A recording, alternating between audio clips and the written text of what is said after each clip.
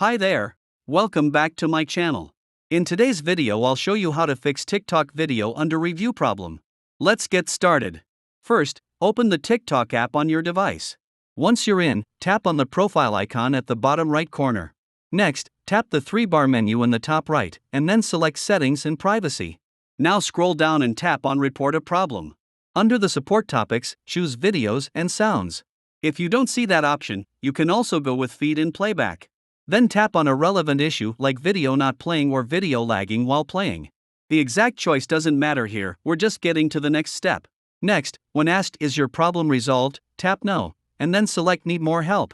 You'll now see a message box. Here, type something like, "Hi, I have a video that's been under review for more than 24 hours. Please help me resolve this issue." Then tap Submit to send your report. If you're redirected to the TikTok help desk, no worries, just type the same message there and submit it. TikTok will now review your request and get back to you with a response, usually within a day or two. And there you have it. If you found my video helpful, please like and subscribe to my channel for more practical tips. Thanks for watching.